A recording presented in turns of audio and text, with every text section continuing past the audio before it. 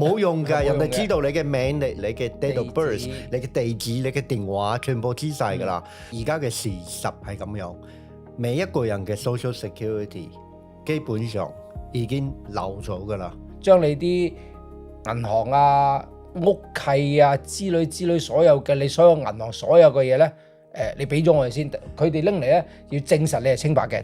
呢個係你嘅錢，唔好喐，乜都唔好喐。其實唔理佢係邊個嚟，你唔使驚嘅。美國唔會咁用嘅。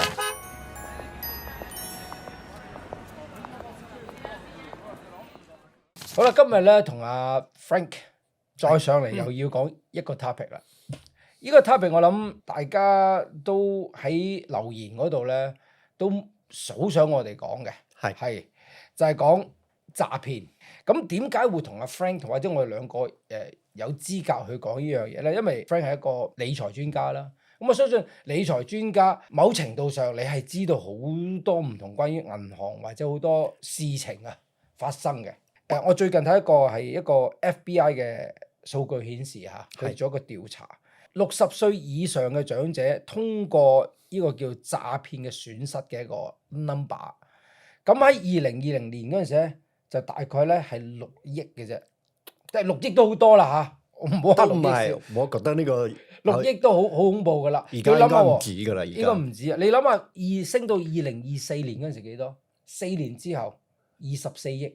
Oh my god！即係6倍，4年啦，而家今年2026年啦嚇。係啦，我而家個 number 未出嚟，或者我未睇到啦。係啦，可能仲誇張。點解咧？因為而家嗰啲人報咗案喎。仲有啲未報嘅，仲有我哋佢唔會報嘅亞洲人真係真係唔報嘅。唔報我嗱，老實嗰句，我都識幾個，有啲譬如突然間少咗，俾人呃咗，又驚屋企人醜啊，啊同朋友講啊。唔敢同同事講啊！呢個叫做 victim guilt。係啦，啲詐騙咧，佢一路都係變緊嘅。OK，佢有啲舊嘅方法唔得嘅，佢就轉變為新嘅方法。而家係咩新聞係最黑嘅，佢就即刻轉去嗰邊啦。所以大家要知道呢啲係有幾個原則你可以 follow 咯。第一個係佢話佢係 authority 佢話佢係政府。佢話佢係中國嘅政府，佢係台灣嘅政府，佢係香港嘅政府，佢話佢係美國嘅政府。我係 FBI 差人，我係 policeman。OK， 所以令到我哋呢啲年紀大啲就驚咯，我哋驚所謂嘅權威咯。所以一聽到呢個電話係咩事啊，我都冇做錯咩事。OK， 係呢個心態，呢個係第一個方法。而家有 caller ID 啦，所以好多人直頭唔聽電話啦。所以佢哋又轉噶啦。而家最深嘅就係一個英文就叫 spoofing，caller ID spoofing。佢 caller ID 直頭就寫嘅，佢係USPS 係郵局。OK， 佢寫佢係 SFPD Police Department。OK， 你一見到 caller ID 咧，原本係唔想聽電話，你而家就 pick up 電話咧，咩事啊？所以大家即係嗰個嚟嗰個來電顯示咧，嗰樣嘢好似係假嘅，但係睇嚟好真嘅。係即係唔係好真，直頭係嗰個好似有啲係 spoofing 咩銀行嘅 800 number，即係有啲人好似 Frank 嗱，我見到呢個800係 Chase Bank， 係一樣嘅，係一樣嘅。所以我就覺得呢個電話係真嘅。其實而家想大家話呢個唔係㗎，唔係一定係真㗎。如果你有懷疑嘅話，你可以即刻收線，跟住你就 call 翻你嘅電話。OK， 你 call 一樣嘅800 number，但係咧就去咗一個真嘅差佬差館啦，或者咩或者 Amazon 啦。嗱，你講到 spoofing 咧，我最近咧見到個新聞啦，有一對夫婦係喺美國嘅。喺加州嘅，OK，咁咧係日本裔啦嚇，咁咧就見到一個電話，好似你啱先咁講，係 USPS 即係郵政局打嚟嘅。咁郵政局打嚟咧，咁佢就接電話啦，就話你個身份俾人盜用咗，你哋身份俾人盜用咗，所以咧而家咧佢就查緊一個案咧，就佢哋就話我知道唔關你哋事嘅，但係咧為咗你哋嘅安全，你嘅錢嘅安全，或者證實你係清白嘅，唔該你啦。將你啲銀行啊、屋契啊之類所有嘅你所有銀行所有嘅嘢咧，你俾咗我哋先，佢哋拎嚟咧要證實你係清白嘅。第一，第二咧就停止佢繼續喺嗰度再拎嚟犯案，拎走晒你啲嘢。咁到最尾咧，大家都估到啦，俾人呃晒啦，俾人呃晒。但係呃個過程中，佢唔係淨係咁呃你，因為佢話喂，其實唔係好簡單㗎，好似你而家話。我哋睇我嘅節目都係話，邊有人唔敢蠢啫？係咪一定係咁？其實唔係嘅，人哋係每一日打電話，每一日搞嘅嗰啲古仔好似真嘅一樣，所以唔係啲受害人唔敢蠢㗎，啲詐騙係有方法。我覺得其實點解會 target 老一輩咧？即係可能後生一輩嘅人會話哦，呢啲好正常啊，而家 AI 都做到，或者有任何background 咩都變到啦，咁但係對老一輩可能佢對呢個常識比較低啦，呢個第一。第二嘅最緊要嘅就係話佢轉個過程中，佢唔係就咁將佢錢轉去第二銀行喎，佢嗌佢將佢轉成一個 crypto， 即係一個電子貨幣。因為當你轉咗電子貨幣之後咧，其實呢個就係第一個問題啦。係一個啦，嘅 trace。因為如果你話真係信佢哋，咁當然學你話齋，跟住佢一步一步嚟嘅，睇下你嘅相信嘅程度，再去一步再一步。咁見你緊張啦，第二樣就係話。當好多人緊張嗰陣時，佢就可能會唔記得咗身邊所有嘅嘢。呢個係揾朋友，係啊，老公。咁當然啦 ，FBI 話你唔好同朋友講啊，你唔好 call 你銀行啊，因為你 call 嘅呢個案件一衰嘅話咧，咁變咗你就係嗰個，你就係犯罪，你犯罪嗰個人㗎啦。咁樣咁所以呢個就令到佢哋將所有成副身家加埋佢屋企好多嘅嘢咧，就冇晒啦。呢個就係利用咩咧？authority，因為我哋老人家驚嗰啲權威咯，所以政府又好，佢就用呢個嚟驚你咯。所以其實大家如果見到我哋節目就話，其實唔理佢係邊位，你唔使驚嘅。美國唔會咁樣噶。我哋就講咗好多問題啦。究竟有啲乜嘢辦法可以停止，或者我哋可以去準備咧？去避免咧？有一個好簡單嘅，如果你係美國嘅話，你可以 freeze your credit report， 凍結你嘅信用報告。係信用報告 credit report 係啦，因為美國係咁用㗎，你嘅 social security，你嘅生日，你嘅地址，你冇覺得已經仲係 secret 㗎啦？即係嗰啲已經透露晒㗎啦。係啦，成街都知道你。如果你知嘅話，嗰啲所謂嘅 dark web 都有嗰啲資料。地下網站係啦，你200蚊可以買晒50萬個資料。OK， 所以你跟住攞嗰個資料去做嘢。OK，佢啲 report 係咩咧？如果你正常人，你去買屋，你去貸款，或者你想申請一個 credit card，嗰啲公司咧一定會睇你嘅 credit report。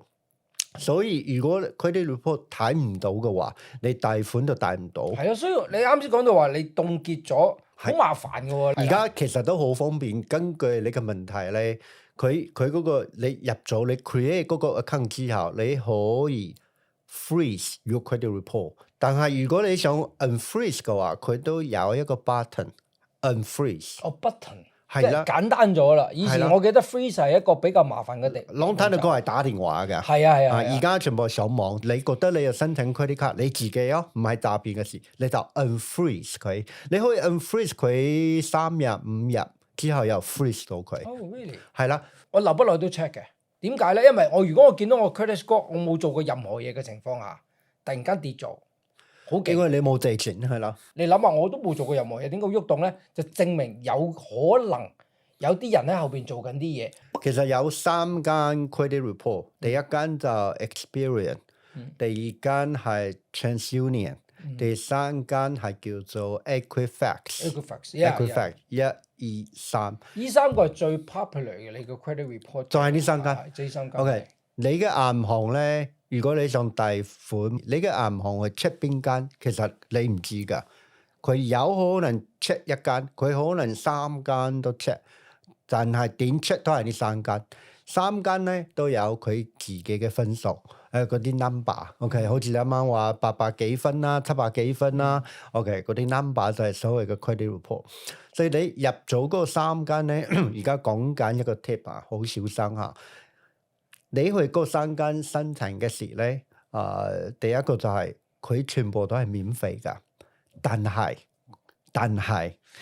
你一 sign in 嘅時咧，佢拍包嘅一定係你係咪中意我嘅 service 啊？我哋一個月係20蚊啦，係啊，我係啦見，過，係啊。係佢 default 都係要你俾錢參加佢嘅 membership，但係政府有規定係唔使噶。sign up 啦，係啊。等陣 sign up 好麻煩嘅，因為佢點知道你 Frank Ho 係 Frank Ho？ 係呢個係第一次噶。OK。所以基本上佢問你問題係好普通嘅，就係你嘅生日、你嘅 social、你嘅地址、你嘅電話，呢個係最 basic 噶啦，最 basic 噶。但係佢都幾聰明㗎。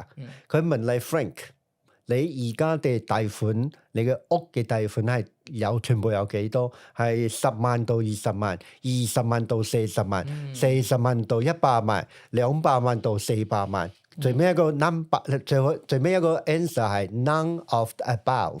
所以如果真係你嘅話，就算我偷到你嘅 social security， 其實我有時唔會知道你貸款幾多㗎。啱啊，啱啊。所以佢有幾個問題，其實係好 personal 先知嘅。好 personal 到咩事啊 ？personal 到自己有時都唔記得做。OK， 嗱，你啱啱講緊係免費嘅，大家一個好好嘅 tips 啦。我入咗去啦，係，我可以做到啲乜嘢嚟 protect我哋咧？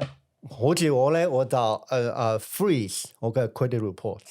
我一 freeze 之後咧，就算我自己 Frank Ho 想申請一個 credit card，我都申請唔到。係啦，呢個就我成日拗頭嘅問題啦。所以但係我好 appreciate 嘅，因為我 freeze 咗之後發生咗咩事？係我一日收到一封信，佢話 Frank 唔好意思啊，我哋要 decline your application。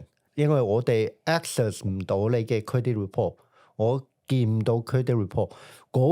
到9分鐘我見到嗰個 paper， 我先知道又有人用我嘅 identity 去申請一個 credit card。係啦，我直頭唔知，到我收到嗰封信我先知道。你知道收到信嗰單嘢可能係7日之前、10日之前嘅事啦。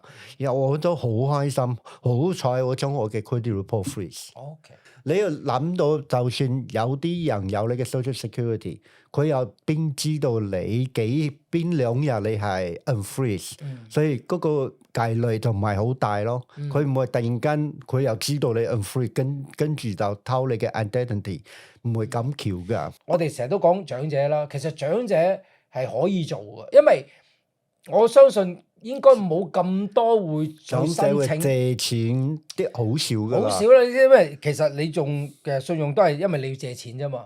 credit card 其實都係借錢方法之一。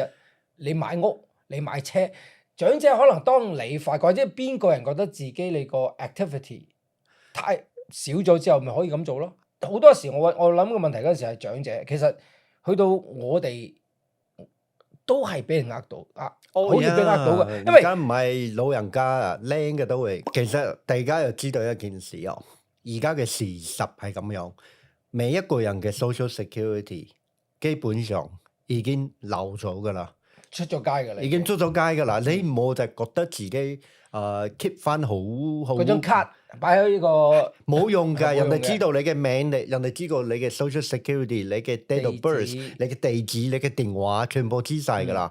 電話號碼好緊要㗎。咩叫好緊要咧？人哋攞唔咗你嘅電話，但係而家銀行或者政府係所謂嘅 two-factor verification、authentication， 佢一定會 send 一個 text message 俾你嘅手機，問你係咪？係。你就打翻嗰個 number。而家我要講嘅咩咧？如果突然間你嘅電話唔通嘅，1個鐘30分鐘，電都冇 signal，你要小心噶啦。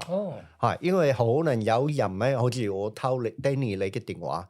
我而家行到 Verizon， 我話我係 Danny Wong， 我而家唔見咗我嘅電話，即係連個手機都轉埋。係我入去我有佢嘅 ID， 我有假嘅 ID， 我有你嘅 social security，所以 Verizon 嗰個員工就幫我轉個電話，跟住你真正嘅你嘅 Danny Wong 嘅電話就 disconnect， 就斷咗噶啦，跟住嗰個電話就係我噶啦。OK， 跟住我就可以 access 你嘅銀行 ，access 你嘅 Amazon， 所以老人家就知道一樣嘢，如果呢個電話唔通嘅話，呢個係好緊要、好緊要、好緊要。你咁講，我諗翻轉頭都係，即係人哋可以入間鋪頭有晒你嘅所有嘅資料，佢以前我哋叫換張 SIM 卡啦，係啦係啦。你換咗張 SIM 卡，我張 SIM 卡壞咗，我張 SIM 卡唔見咗，我張 SIM 卡有事，佢可能整咗張 SIM 卡，佢即刻就可以換咗第二個 SIM 卡。而家今時今日嘅電話其實係你成副身家㗎，你啲係真係係啊，真係你可以你個銀行、你個股票、你所有轉變所有嘢。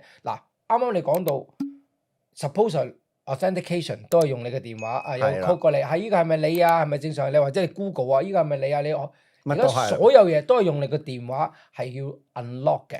係嗱，以前用銀行詐騙就好多啦，銀行其實而家叻咗好多㗎啦，去 protect 呢樣嘢。但係佢哋而家咧就點樣咧？就話佢用其他嘅方法去轉錢或者用你嘅錢離開你嘅銀行，因為離開你嘅銀行銀行會問你好多問題，係令到嗰啲詐騙就賺唔到咯，係咁啊。嗱，我睇到嘅就話佢有陣時會你啲401k 啊，或者你啲 IRA account 啊。呢個少，呢個少係因為 IRA 或者401k後邊都係證券公司，證券公司就同銀行係一樣嘅，但係咧有分別㗎。401k 咧不嬲都係有啲好似做啲 payroll 嘅公司，即係嗰啲公司嘅防詐騙就差啲，但係如果證券公司就好 update 㗎啦。同埋401k 啲錢銀碼係好大㗎。咁我就知道一個 case 係佢嘅第一個方法就打嗰個401k 嘅 800 number， 跟住將佢嘅電話即係你話騙徒。係啦，呢個係傳統㗎，呢個同現代冇關係㗎。佢就打電話，跟住將啲客咧電話號碼同埋地址轉走。OK，我話我而家搬屋企啦，我而家新嘅地址係咩？跟住地址轉咗之後咧，或者電話轉咗之後咧，佢之後就開始話我要 cut 呢張 check， 麻煩你寄俾我啦。跟住騙徒就攞到嗰張 check 㗎啦。咁神奇嘅係咩咧？嗰張 check 好似我係嗰個 victim， 嗰個支票 payable 都係俾 Frank 號嘅。係啦。跟住嗰啲詐騙就將我嘅支票攞去銀行存，都可以存得到。呢個先係神奇。咁我而家唔係同啲觀眾話呢個唔啱啦，政府點可以咁啊？我覺得講呢啲都係廢話㗎。你其實最緊要嘅就係一開始就唔好令到佢發生。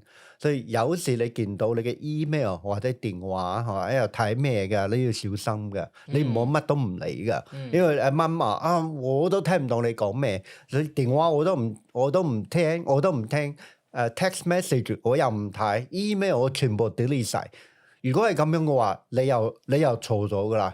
啲長者成日都有呢句嘢，我成日都聽到佢話立即掛佢算咯，唔識咪唔接咯，咁樣唔好淨係唔接。有陣時我覺得就係話係咪應該唔接之後你要 call 翻？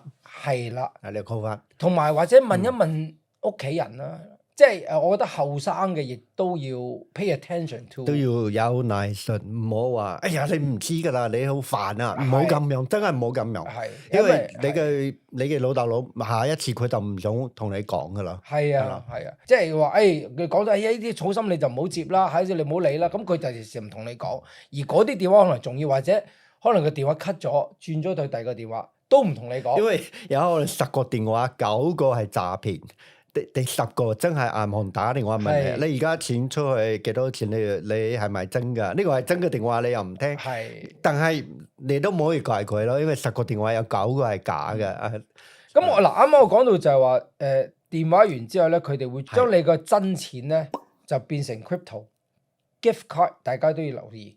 同埋咧譬如話變金啊，或者變成第二樣嘢，所有。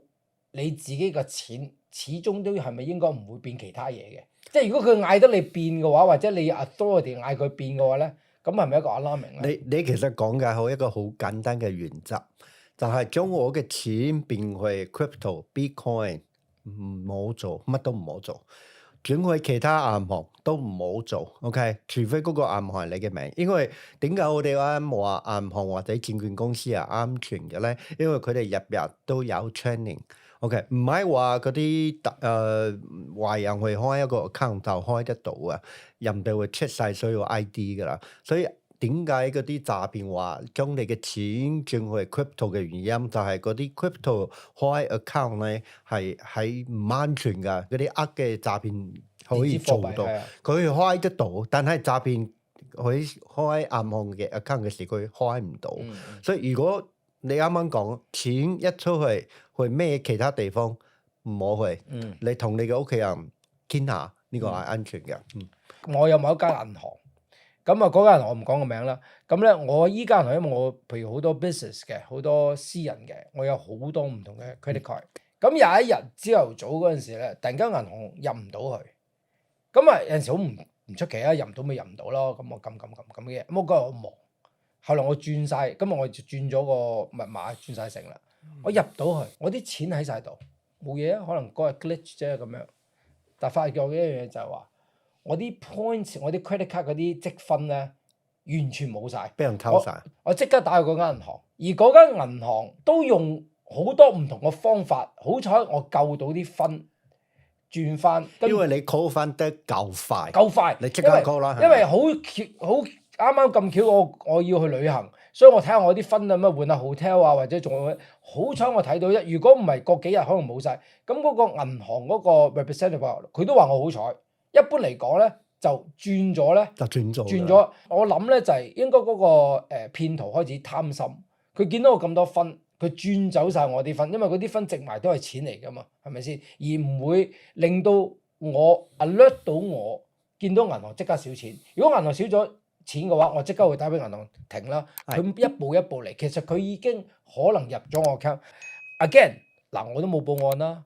即係意思即係話嗰4億啊或者6億啊裏邊，當然我冇俾人呃到最尾冇人冇呃到錢，但係我意思即係話而家呃人唔係淨呃錢，係呃其他嘢，感情啦、感情、投資啦，係基本上就係兩個，一個係fear，你驚咯，驚好多嘢。感情係一個好恐怖，即係你啱啱都同我講過，做 show 之前講過，你都識有個 client 俾人呃咗40幾萬。係當事人係覺得佢揾到一個真係關心佢嘅人，所以其他人話你呢個係假嘅，呃你錢，佢係當一般嘅朋友咁樣話佢啦，佢唔想聽嘅。你都知唔好話而家係呃緊錢。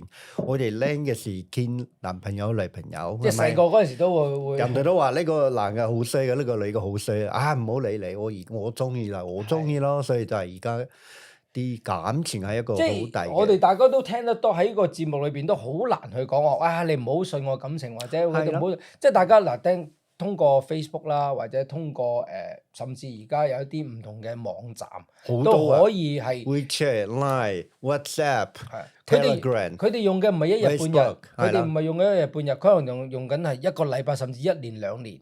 佢日日問你好唔好啊？佢問你今日關心啊嘛，係啦，佢呢啲係用心嘅騙徒，因為佢係做緊 notes 嘅，佢知道你做緊咩，佢知道你嘅工係分緊咩，佢知道你去邊度玩，佢知晒你屋企人喺邊，佢點會知啫？你自己講嘅，所以佢係慢慢嘅。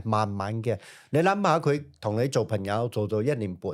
跟住佢呃咗你40萬，我覺得呢個投資係對嗰個騙徒嚟講係幾好嘅投資嘅。呃一個人就係呃一次3000萬、3萬，呢個一呃就幾百萬、幾十萬。即係佢哋手上可能有100個人喺度等緊佢嘅。係啦，即係佢有耐性。但係我成日都講笑咁講，都唔係講笑，我成日都有個 advice 就話：你如果佢知道想去係咪真心嘅話，你咪唔好講你有幾多錢財咯，或者你唔好講你有幾多屋啊，你夠幾多銀行。佢慢慢會知㗎，因為你自己話俾佢知，你而家去日本玩咯，佢就知道你有冇錢咯。佢同你話投資咯。你地址喺邊度，咁你咪知道你個屋喺度。跟住佢話投資你自己話你而家買緊嗰個 SpaceX 嘅股票，跟住佢問你買幾多，你自己好驕傲，覺得你好叻，所以你就話俾佢知，我話唔好意思，我買咗1000股啦。佢就知道你有幾多錢咯，佢係好慢同你交朋友嘅。因為我見到一樣咧，就係唔係呃感情，呃朋友關係。呢個係一樣有冇高科技。都係一路都係呃緊啦，以前冇高科技冇電話嘅時，我同你係好兄弟好朋友啦，我哋要見面嘅，係啦。以前我同你見面都要飲咖啡啊，或者你話要見面，但係而家實在太過方便啦。一個真實嘅故事嚟嘅就係佢亦都係上Facebook 或者上網嗰度識咗個朋友，而嗰朋友唔係同你講感情，係同你做朋友，就係 feel 到你唔好識買股票喎，咁佢同你傾好耐啊，或者做咗朋友，或者佢見到我呢個我朋友嘅朋友，所以信咗佢，加咗你之後咧，佢就會睇你啲朋友圈裏邊究竟有邊個係乜嘢嘅朋友多，佢知道你係咩行業嘅喎，即係譬如果你加我朋友圈，你見到所有身邊嘅好多都係媒體嘅人，你就知道你大概知道係咩人，跟住咧佢就慢慢滲入你嗰度啦。呢個最緊要就係佢到最尾唔係氹你感情，佢氹你開咗一個投資 account， 一個股票 account。而後嚟呢個人嚟揾我嗰陣時，話點解我裏邊有咁多錢，但我想要有啲錢喺裏邊，點解我攞唔到出嚟？2萬幾蚊嘅股票，點解我攞唔到出嚟？咁我望一望，呢個乜嘢 app 嚟㗎？即係又唔係話就唔知咩 trade 啊，又唔係 Robinhood 啊，即係嗰啲 popular 嘅。OK，算啦，我撳入去，一撳落去睇個 interface 咧，都已經係覺得奇奇怪怪㗎啦。佢就話唔係喎，仲升緊賺。佢話我賺咗咁多錢，咁多錢，我放咗咁多錢喎。咁我就話你呢個 account 當初開嗰陣點會開？佢話冇啊，因為開始有開個 account，佢話佢即刻會俾多，唔係你入抌咁嘅錢，我會 match 翻咁嘅錢。bonus 係你擺1000蚊落去買一個股票，我就即刻俾500蚊你，咁你有1500蚊個股票。所以其實佢真係放咗1000蚊㗎啦。係佢分咗1000蚊，跟住一見你入咗搭啦，跟住話下一次就話1000蚊俾1000蚊，1000蚊，所以佢一路係咁入嘅真錢，佢 match 個假錢，而令到你 account 咁多，仲加埋一路你銀行升緊，咁你咪貪心咯，你咪唔會轉佢咯。當你有一日你就話我想攞呢啲錢出嚟嗰陣時，嗰陣時先發覺到攞唔出。最搞笑係咩咧？呢個人仲同我講話，但係個 account 仲喐緊嘅喎，我仲開緊，我仲見到有錢喺裏邊。我係啊，但係呢個係個 app 嚟嘅，呢個係一個佢哋太信呢個網站或者信呢個 app， 佢覺得網絡上就係全部係真嘅。其實唔係，而家好簡單做啲假㗎啦。係啊，即係講真，老實嗰句，我今時今日我即刻都可以用我哋個團隊做一個 app。係啦。即刻我擺阿 Frank 個樣或者我哋兩個樣上去，就可以變咗一個 app 做。呢個係我哋兩個講嘅嘢。其實真係唔可信嚇，但係你信一啲實在嘅平台。銀行就好簡單啦，嗰啲一定係所謂嘅 member FDIC 啦。證券公司咧係一定 member SIPC 啦。朋友聽嘅咩，同埋我講真嘅，同錢有關係啲嘢，唔好理你係朋友啦、屋企人啦，唔使信，你就係信呢個系統制度就得啦。可唔可以有個 conclusion？ 即係有個最緊要最尾嘅就係，因為我哋有講過好多唔同嘅感情詐騙啊、電話詐騙啊、call ID 啊嗰啲嘢，我哋有冇一個譬如簡單到1-2句就話，OK，點樣可以令到大家諗一諗？第一個好簡單，呢個係你嘅錢，唔好喐，乜都唔好喐。就算係 FBI 差佬，唔好同我講嘢。我嘅錢就係我嘅錢，咩人都唔可以喐。跟住就係我啱啱講嘅幾個電話 call ID 嘅 spoofing，唔好信佢啦。跟住下一個就係2樣嘢，一個係感情，一個係貪心，一個係恐懼。呢3個基本上係呢3個，但係佢嘅方法都會變㗎。佢感情而家係咁樣同你傾，1年之後佢係換另外一個方法同你傾，但係大方向唔會超過呢3個。仲有一句要講，就係唔好笑嗰啲俾人呃嘅。你咁蠢㗎？邊個咁樣啊？你好衰㗎？邊個會蠢到咁樣嘅？呢啲冇。我見到一個分析話。嗰啲 criminal，they just haven't find your weakness point。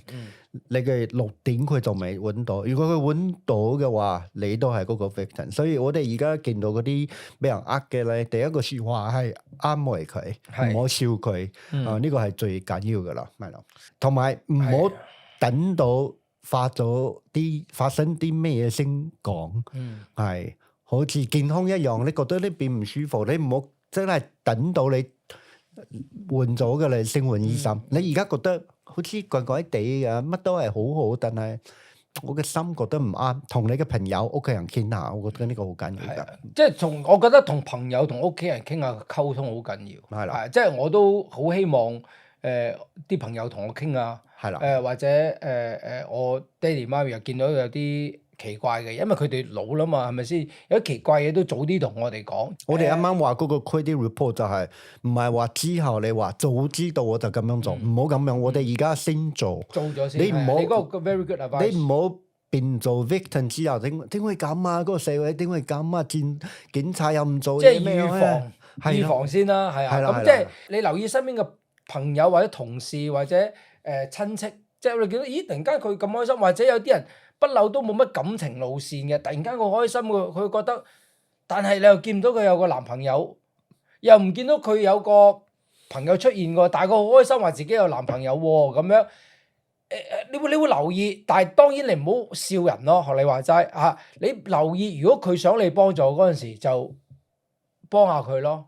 係啦，好啦，今日個節目可能講極都講唔完，希望大家可以 absorb 到啲嘢，令到大家可以喺多層面上面小心啲咯。如果大家可以將呢條片嘅傳出去嘅，可能多啲人睇到嘅，大家可能會更加小心。小心啲咯。係咯，多謝晒。OK，我哋下次再傾。OK。